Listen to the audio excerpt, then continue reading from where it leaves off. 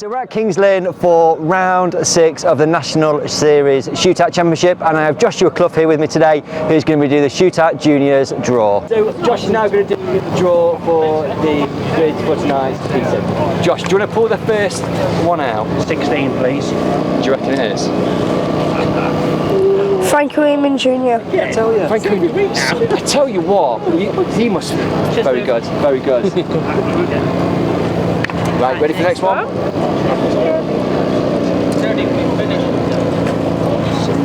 Bobby Griffin. Bobby Griffin. It's good. Where is it? Yeah. It's there.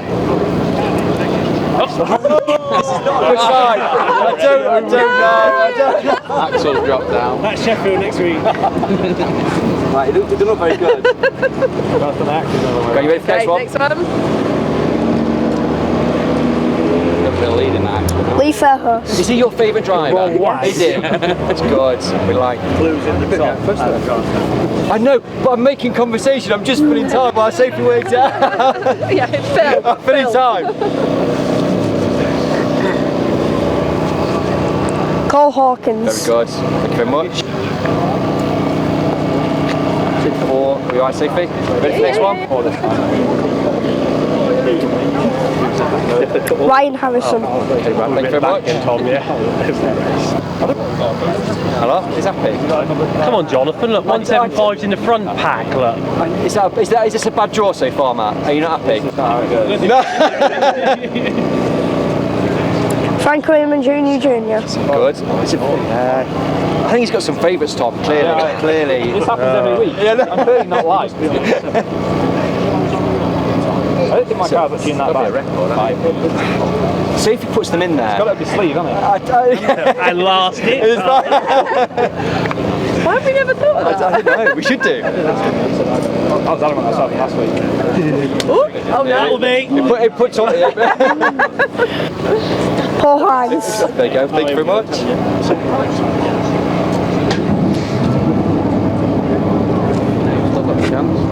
Ready for number 8? Don't look. Matt's getting twitchy. Finn Sargent. Black car. You alright? You win the 5? Yeah, when it comes to 5. Danny was thinking bottom 6, front of the bottom 6, right there. I didn't want any trouble. Okay, ready for the next one? Josh? You want this battle today? Danny Wainman. Danny Wainman, thank you very much. Dan, that's not a good sign. Look at that. Actually, it's in big competition. It's better than Bobby's though, to be fair. My dad's Bradford, right? Okay. You got wheels on Bradford. Yeah. I think everybody has on the Bradford. You're happy now that big freaking SUV Matt Newsom. You work as last. Yeah. You nearly. Can I just check? Nearly first for last. We'll find out in a minute. No, guys. Are they making you work for it tonight, Tom? 48's next. Here's a big How many more? One more, is it? Yeah, just one more. We hope it's yours, Tom. I'm okay. Tom Harris. Thank you very much. Seems quite pleased. Thank you, Josh. That's the grid for tonight, Ethan. So we've got your questions, haven't we? Yes. Perfect. Who would you have on your team? Who would I have in my team? Team of 5, I'd probably have a team of 6 usually. So I'd have me, Frank, you, Bobby G, probably Tom and Ryan. Yeah, I'd probably go with someone like that as well. Probably I'd have me, Lee, probably my young'un, obviously Tom, Ryan, and Bobby G. Yeah, same as what we do over there. Really, that's where we do it. Perfect. Thank you very much, Carl and Paul. You want to ask you a question now? You alright? Yeah, yes. Who is your biggest influence to start stock car racing? Don't know really. Probably my dad, because he did it. He brought us all into it. So, my dad. I'm going to say Wainman Jr. He's old enough for to be my influence. So yeah, I used to watch him when I was a little boy when he started racing. So I thought, yeah, that looks like a good thing to do. I'll try and do that. And now obviously I'm influencing all these because I'm older than all this lot now. So they look up to me now. That's how it is. Cheers, buddy. Thank you very much. Josh, Matt, your Josh's last question. Thank you. Do you need me to me? What? How many cars do you look after, and how do you find time to do other things? I don't do nothing else. Stock car racing's all I ever do. I don't really know how many I look after. Probably about 18 in total I look after. I've got 7 here tonight, but I think I've got 18 in total that I look after for other people. All right, but as far as time goes, I don't have none. Cheers, Matt. Thank you. So whites and yellows winner 45 Nigel Harrhy. Nigel, I was watching the race and I was thinking Jake's doing well. Oh, great, and I was like, they're doing really well. And then it wasn't Jake, it was yourself in Jake's car. Yeah, we swapped cars, so I had to go in his car. He's wanted to get it going all year and we've struggled with it all year. Yeah. Got it going last week, he went and won at Mildenhall, and then I've had to go in it this week and I've gone and won my first race. So what do you think of it? Fantastic, yeah, loved it. Different, but you know, I won, so let's see how the rest of the night goes. You just mentioned around there, so how long is it since you've last won a race? What's the time scale? I don't know. I win about one a year. I think I won about 14 races in 11 years, so one a year just over. So certainly haven't won one this year. It's first one this year, definitely. And obviously last year was a short year, wasn't it? So I don't remember winning one last year either. Yeah. I mean, it's been well publicised because you do it, and Jake spoke about it last weekend. Just about it's been a tough year for the pair of you, hasn't it? And last week Jake won, great, and then this week you've won. But it has been a tough year, hasn't it? Well, buses, it's crazy, isn't it? We win tons. I don't know why. It's just a bit of luck. We're pleased though. We're both pleased. And it was great that I featured in your video blog. I watched it. I was like, I look all right on that. Quite attractive and handsome young man you were talking to. So thank you very much. Thank you. Well done, he won. Thank you very much. Oh, he won. Watch the others. Thank you. Cheers, Jake. Bye. So we're at Kings Lynn with 2-on-1 Phoebe Wainman, and we're going to talk about her coordination of this year's Under-25 Championship. So it's been on Facebook this week, and your name kind of sits underneath it in terms of sort of organising it and kind of bringing it all together. So it's slightly different this year, isn't it? Yeah. So do you want to explain kind of what's going on with the 25? Yeah, sure. So obviously every year there's the under-25s, and people like to contribute, like fans and stuff like to contribute, silly things like £10 for the first puncture or something like that. And it's been going on for a few years, and this year I decided to volunteer to kind of coordinate and collect all of the fundraising for it, basically. So yeah, I'm doing that. I'm really enjoying doing it, actually, speaking to people, and people are so funny, like they'll be like, first person to be towed off by a tractor, stuff like that. It's just funny. And so I'm basically in charge of collecting that, organising the fundraising and keeping track of it, basically. So in previous years, absolutely, like you said, I could come to you, Phoebe, I want to give £50 and I want to go to the person who's fifth on Black Friday. That's kind of how it works, isn't it? Yeah, so I've had a few like that, so kind of like, so random, like whoever's 16th on lap 3, like so random. And I think that's good though, because like everyone then gets a little bit of something, do you know what I mean? Like it's not just the winner or first, second, third that gets everything, like everyone has a shot of getting something then, so that's great. So we kind of went live this week, and have you had a good response so far? Yeah, definitely. We've already had about £700. Wow. Yeah, a lot. Really impressed actually with the amount of people that have been in touch with me and said, this is what we wanted to put forward, but it's not even been a week and it's 700 we're at already, which I'm really, really happy with. Brilliant. So if people want to donate, what do they need to do? Yeah, so I have created a Facebook page, which is Brisker F1 Under-25s Championship. So you can either message the page directly, or you can message me on any form of social media or at racing. So I've had a few people come up to me tonight, so that's fine as well. Good. And the Under-25 is going to be at Skegness on the... Yes. Oh, now you... Let me work it out. 20th November? We should have researched this beforehand. We should have organised. Yeah, we are organised. I think it's the 20th, because the 13th is the shootout final at it is, and then there's a... So we had 7. Yeah, it is, yeah. So we're there, aren't we? 20th. So come to you, meeting, put it on my social media, however little, however much, for anything, you can make something up. My mum has put a crate of beer in, so you don't just have to have money. We've had 2 rally tyres, and it's just for such random stuff, like we've had 2 rally tyres for the first 2 women over the line, which is great, so they get a tyre each. Hopefully I won them. This is my last year doing it as well. I'm getting so old. No. Last year. But in terms of the Under-25 race, I mean, you kind of don't realise how many people are eligible, and each year it's been a fantastic race, and there's so many people can actually enter it, which is great for the sport, isn't it, as well? Definitely, yeah. You get people that wouldn't usually race as well, which is great, and I get surprised at how old not old, but like I get really shocked when some drivers are like, I'll be like, oh, you're in the under 25s, I'm like, no, I'm 28. I'm like, oh, I didn't realise how old they are. Brilliant. Okay, Phoebe, thanks so much for talking to me. Thank you. Please donate to a fantastic race. Thank you. Perfect. So Heat 1 winner, 496, Neil Holcroft. Neil, it's been a while since you've won a race. Quite a while, yeah, probably about eight or 9 years. It's good. That's good though to win tonight because it's quick out there, isn't it? Yeah, it's quick. Track's really grippy. Struggling to turn going in, you've really got to make it work. Yeah. But having said that, I'm quite enjoying the track. Yeah. As it shows, I've had 2 good runs. Unfortunately, we didn't finish heat 3, but yeah. That'll be rectified. Yeah. Well, it sounded like they sorted it when we were walking over. Yeah. So in terms, you've raced a few times this year. You seem to have quite a bit of bad luck throughout the season. Yeah, my main problem is I keep injuring myself early on in the season. Yes, you did. We did a couple of ribs at Northampton. That seems to take a long while to get over. Yeah. Especially when you got to work as well and things like that. Yeah. And then last year, early on here, the first meeting we had, I ended up at King's Lynn and spent a night with them. Oh, did you? Found myself on an operating table the next day having metal put in my kneecap. Right, okay. So yeah, there's something about the sport that, my wife says, if I had a horse that kept throwing me off, you'd tell me to get rid of it.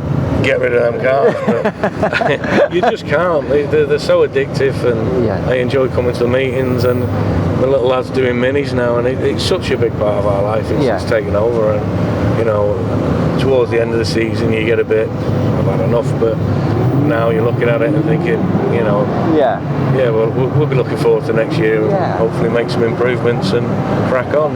But like you say, people say stock cars is like a drug, and once you start, it's very, very difficult to actually stop, and you just kind of keep coming back to it like you've said. Yeah, it is. I mean, unfortunately for me, I never came across it when I was younger in my life. Yes. And I only found it when I was like 37, 38, I started racing. Yeah. And I pretty much look back on my life and think, it's a good job I didn't find it when I was younger. You'd have no money. I'd have no money, everything would have gone into it. But yeah, it's good, and then hopefully I can do well at work and bring my young lad on and bring him on through the formulas, through the mini stocks and into F1s later in life. So hopefully that's where we'll end up. We'll always be here and always around, and good. I'm enjoying it. So Ryan looks after the cars for you, doesn't he? Is that a conscious thing because of time, and actually it's easier for Ryan to do it and bring it along? Yeah, I found myself, because where we are, we're a bit remote, I never got any help with the car, so I find myself spending 20, 30 hours a week in the garage, and then Saturday morning you never have it in the wagon. Yeah. Then you've got to do a bit more, get it in the wagon, load the wagon up, drive 5 hours, come and race. I got here at 3 o'clock in the afternoon, and I just think, I've had enough. You're tired, you're knackered. So Ryan, I've got a good relationship with him. We've been to America and quite a few trips, and he said he could do it and gave me a price, and I thought, well, that's my time in the garage. Yeah, of course. Yeah. And a lot of people are kind of doing that want to race, but physically haven't got that time factor, and there is like Ryan, Matt Newsom, Frankie doing that sort of service, and it gets people out on track, doesn't it? It gets people out, gets more people out. I mean, for me, it's the same. It's cost effective for him to do that, and I can go to work. And then focus on where we do make our core business and make our money. So that helps fund it all. Absolutely. Neil, thank you so much. It's great to talk to you, and good luck in the final. Fingers crossed. Fingers crossed. So we've got 500, Chris Lloyd. Chris, your Heat 1, the meet in Heat 2, has been eventful for you. Oh, not at all. Jesus Christ. Well, it was all right, we're going all right. In the first few laps, and the yellows come out, restart again, put water down. Next thing, bash, I'm up the fence, open my eyes, I'm on my side. Oh, wonderful, that's finished me for tonight. Yeah, it's a long way to come for a few laps. Oh, God, could have done it round my farm, better than this, to be honest. But you know what, one thing, I've never ever been on my side, on my roof in my whole career. So it's a first for me, yeah. And it ain't that bad. No, to be honest, it was. I was watching you go, and it was obviously at the restart, quite slow motion, and it seemed quite graceful almost. The only thing I was worried about was when you're over, yes, what comes into you when you're over. Yeah. But luckily everyone behaved themselves, and that's what you have the intercom for stuff like that. You stop dead, don't you? Yeah, of course. No, good. I ain't got no aches and pains, so I don't know what I'll be like in the morning, but apart from that, all good. We spoke obviously before the start of the season. We talked about you coming back, and you wanted to have a bit of fun. Here tonight, we're in October, you're still smiling, you're still laughing. Are you enjoying it? Yeah. I'm going to do something in the new year. I've got to talk to Matt, obviously. But I'm going to have another season at it next year. And then see how we go from there. But age is catching me, that's the problem. So I've got to do it now. Yeah, absolutely. Chris, thanks so much for coming over. No, thank you. Thanks, guys. Thank you. P3 winner at Kings Lane is 259 Paul Hines. Paul, we spoke last weekend and we're speaking this weekend. You are on a very good run of form at the moment. I think someone said, didn't I turn it on a little bit for the shootout. I do like the shootout. I do try my best in it. I was a bit lucky in that race, wasn't I? Josh and Tom had beat me, to be fair, but fair play to Tom Harris. He doesn't settle for second, does he? No. And I knew going into that last straight, I thought, there's no way he's not going to have a go. Yeah. And there's a chance, isn't there? And sure enough, he snuck up the inside, and that was that. But to be fair to you, I mean, we've been talking about Tom and Ryan are quick, but you weren't a million miles from Tom. You were quick. You're keeping up with them. I'm on the pace to a certain extent. Tom and Ryan are rapidly quick, and they're brilliant drivers, and fair play to them. But for a number of laps there, I could see Tom. Yes. I don't normally able to see Tom. That's a different thing. So to be on the same straight as him, I was quite pleased with that. And you when you're on the pace, you give yourself a chance, don't you? Yeah. I didn't put anyone away. I just try and drive my race, and hectic race, people falling over everywhere, and you're just trying to keep out of trouble, and managed to get the win.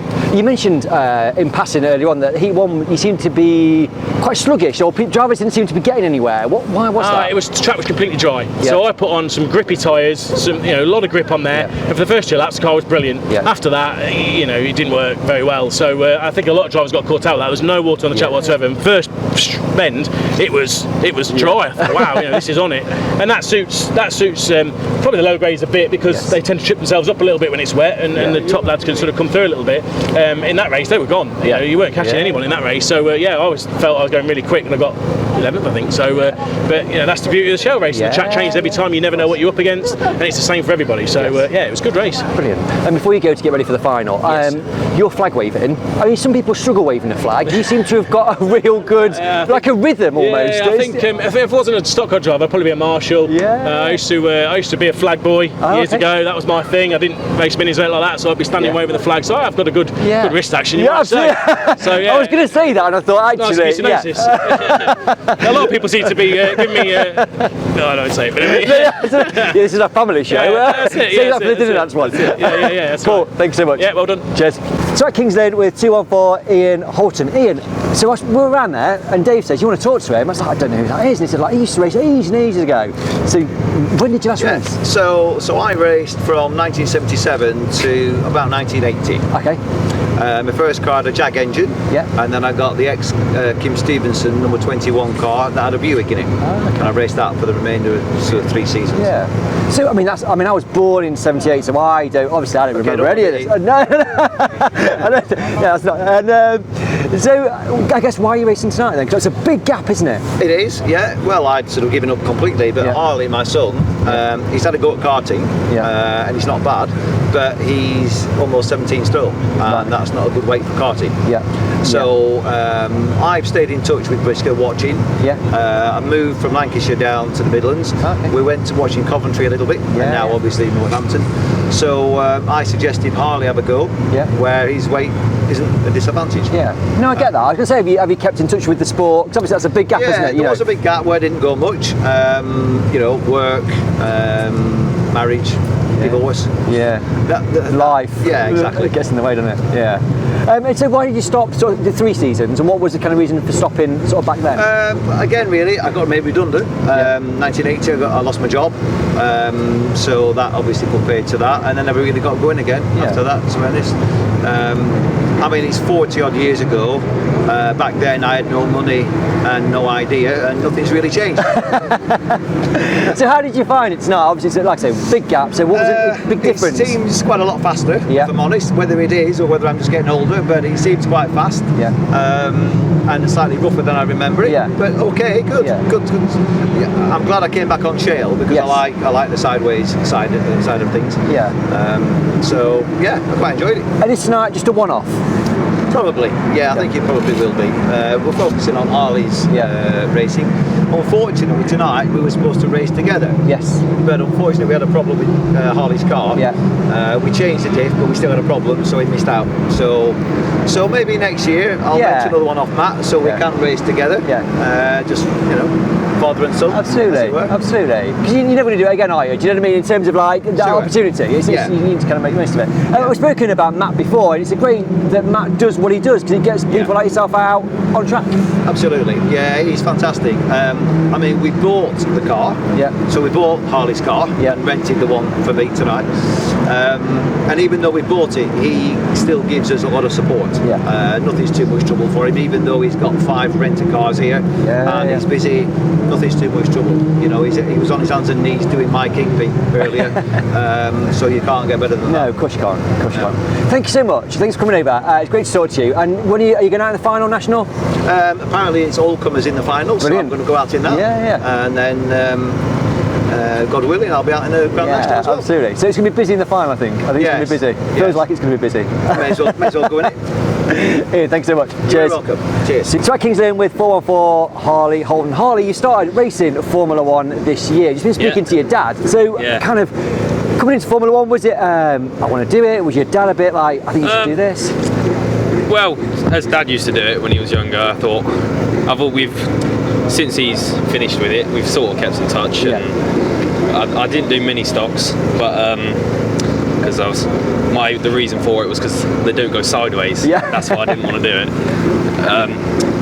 it. So as now I'm old enough, we thought might as well give it a go, see how it is, and done 4 meetings so far this year, and it's good fun. Loved it. Good. So you did go-karting before? Yeah, I did a little bit. Nothing too serious, but just a little bit of competition, just for fun, really. Nothing major. No, my stepson does go-karting, and I think some of the money those guys are spending is more than some of the guys in Formula 1. It's almost ridiculous, isn't it? Yeah. Speed costs money, so how much do you want to spend, sort of thing. Definitely. So you've done two tarmac and 2 shell, is that right? Yeah. Oh well, haven't been racing tonight due to car trouble, so only one Northampton meeting. That was good fun though. Yeah. Any preference between the shell and tarmac? Well, shale, I think, at the minute. Only done it once, but loved it, really. Yeah, it was good. See, when I saw you racing, obviously I've seen you racing Ness and so in Northampton, I kind of in my head assumed you'd had sort of previous racing experience, like, because, mini stops or whatever, because you're holding your own out on track and you didn't look out of place at all. Well, it's a bit rough, can be. At least I found out the hard way. But, So what are your plans, aspirations now you've come into Formula 1? Well, this season it's only been just a tester, just see how it is, see how I like it, whether I want to do it next year. So hopefully going to give it a go a bit more seriously next year. Yeah, good. Move up a bit. Brilliant. Thank you for coming over to talk to me. Good. You're not out tonight, Have you got any more meetings planned in for the rest of the season? Possibly, but not sure yet. Well, whether we can get car fixed as well, So. Fingers crossed. Yeah, hopefully. Hi, thank you very much. Cheers. Thank you.